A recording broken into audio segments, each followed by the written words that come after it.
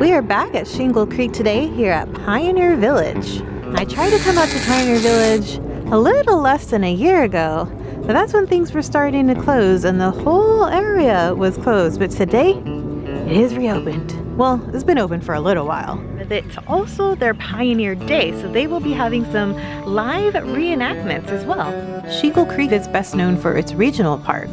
The regional park has several old homes from historic Shingle Creek community.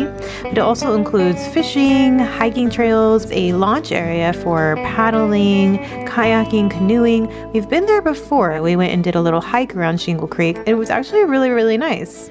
If you're wondering what the Pioneer Village is, it's basically a permanent collection of authentic structures which once stood in different areas of Osceola County. We are attending during their Living History Days, which is held every second Saturday of the month, and each month features a specific theme with related activities. So today's theme is Spring Has Finally Come. Something I absolutely love about Florida is all of the homes with these really cool front porches, and most of them have the screens to keep the bugs out. We got a lot of planes and helicopters going overhead because the Kissimmee Airport is close by. And also, here at the Pioneer Village, looks like they have a recreation of a railroad. The railroad basically leads to nowhere.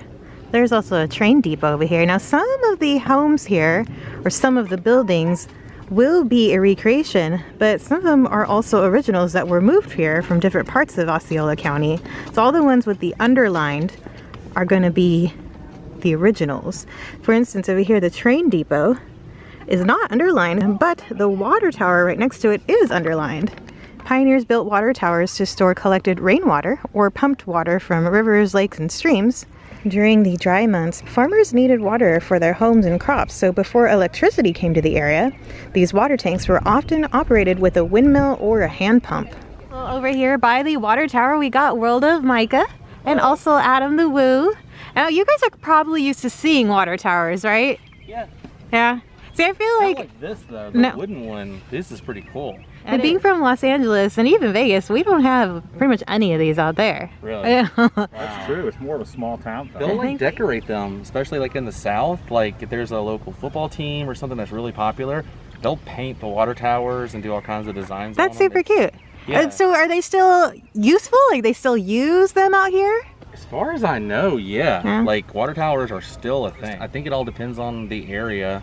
Yeah, I think some of them they just leave them up if it has a design on it as just like a welcome sign. Right. And they might not be used, but back in Mississippi where I'm from, the water towers are still heavily used. Now this is the train depot. A really cute little quaint waiting area, it looks like. That might be the ticket booth there.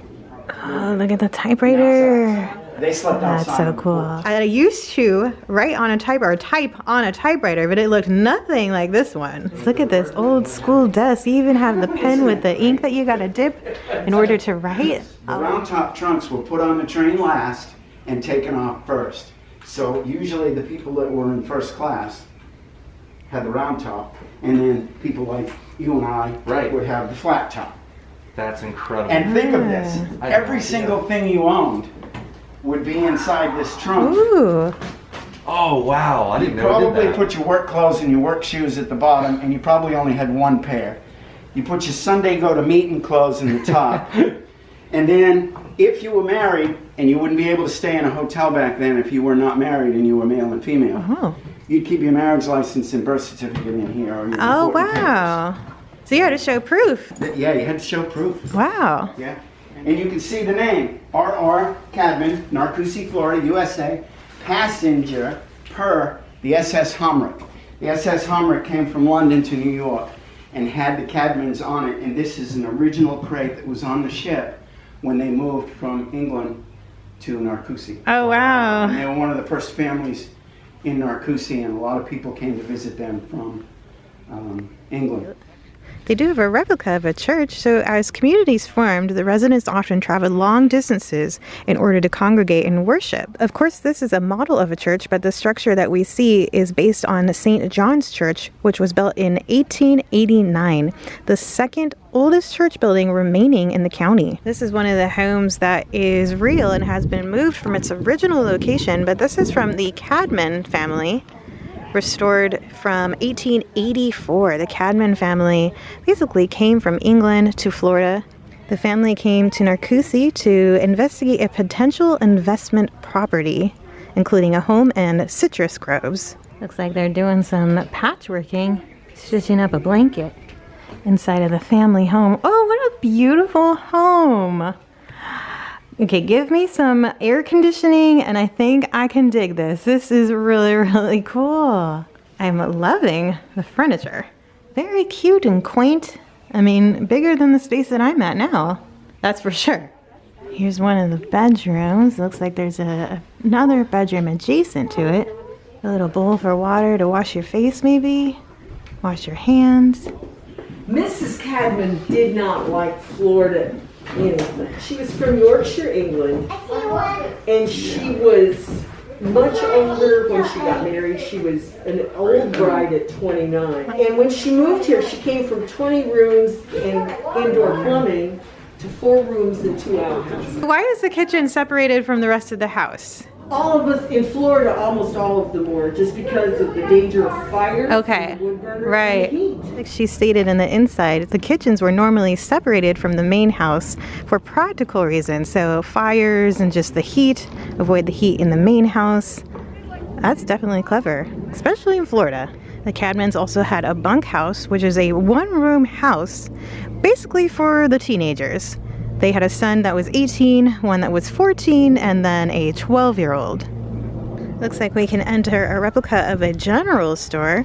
Early pioneers were definitely self-reliant and they grew much of what they needed to survive. But of course there's a couple of things that is a lot easier to pick up from a store. Now, this building is a recreation of the H.E. Page store that was in Narcoossee circa 1890. There's another thing that is disconnected from the house is the outhouse. And that's definitely something that you want to put far away from the home. This building here is a replica of a schoolhouse that was formed around the 1887s. So from 7 to about 16 would attend this one school in this one room. That'd be hard to learn. It says right here for at least 6 months. And then most of the students stopped attending school once they were old enough to work. Oh, wow. Yeah, So all right. 16, you're gone. You were on the farm working with Dad. Is this how you alert people that it's time for school? That's it. School time!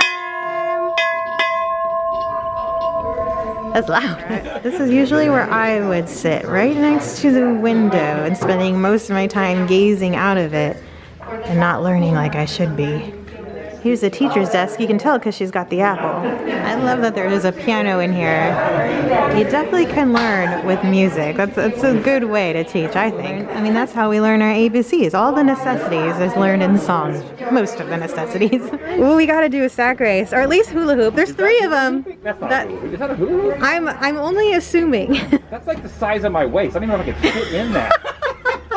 You can. You Made out of wood can. barrel. That's cool. The sack race would be fun though. I don't know how. That's it, I think. Is this what they're used for? Hooping with them, but they're the roll. Oh, they roll! Like a hoop race. Yeah. See? We were wrong. Different generations. They are not hula hoops. Oh, that's so cool. It does Roll roll. them. Yeah. Have a Nice. stick, right? Are you supposed to have a stick? Oh. Just reach your fingers in, grab it by the roots. All And then right. we have extra dirt over here on the end. Perfect. So they're letting me plant some flowers, which is really cool. Normally it's for kids, but I asked politely. That's right. Which ones are, that's a tough choice. They're so pretty. Let's go for the pink. Reach on in and take it out. That's it. All Get right. your fingers dirty. Oh, here we go. Oh, I should have used the hand without the ring, but that's okay. That's okay. I have wet wipes. Ooh. There you go. Oh, how fun. I've never done that. Then you got extra dirt down there. You can put some dirt on it. Perfect. Thank you very much. I love this. Another set of homes over here. This is a different family, so I believe it's pronounced it's Lanier.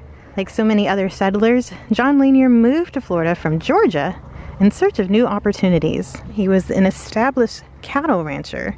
At the time of his death in 1888, he had over 1,000 cattle in his herd. The family has a handy chicken coop in the back. There's actual chickens in here. Are they chickens or are they roosters? I think it's a rooster. Or a combination? think, yeah, there might be both. This guy's running. Yeah. Ooh. Whoa! Playing a little game of Chicken tag. chase. Yeah, chicken tag. They have a working yard in their homes, basically where they would grow vegetables, wash clothes, smoke their meats, and other things. There's some country ham hanging already. And right outside of these doors is where they are washing some clothes, doing a little bit of laundry. I've got to do some of that tonight, actually. Not only did I bring my sunbrella to shade me from the elements of the sun, it's honestly not that hot out, but somebody came by and gave me a little fan. It says, I'm a fan of Osceola history. I am a fan of it. I'm learning. Not from Florida, but I'm learning. You gotta see something like this, something that's gonna be sorting the citrus because it is Florida. I also spotted one of the hidden Easter eggs. They're doing some sort of scavenger hunt with the Easter eggs for the kiddos. They do have a couple more activities for the kiddos. I saw that they were showing them how to churn butter. We saw that they were showing them how they used to wash clothes, and then I was able to get a little potted plant. So a few more scavenger hunts, things like that. Is this where the no good cheating blacksmith would be? We both said Mike and I said the same thing. Oh no, of course. I mean, you know, Back to the Future fans. Anytime you see a blacksmith, we must have missed him. Micah, you're living in the danger zone over there. Look out for the terrain! Over here it's stating that this is the citrus storage barn from 1915. Look at the shell of this truck over here. This straight up looks like something that could be in a Pixar movie. And there you have it. That was the Pioneer Village here at Shingle Creek. Open daily from 10 to 4. But every second Saturday is when they do the live reenactments. It was a nice change of pace away from the crowds, and I definitely enjoyed getting a little glimpse of what life was like here in Central Florida in the late 1800s. Until next time, guys. Love ya.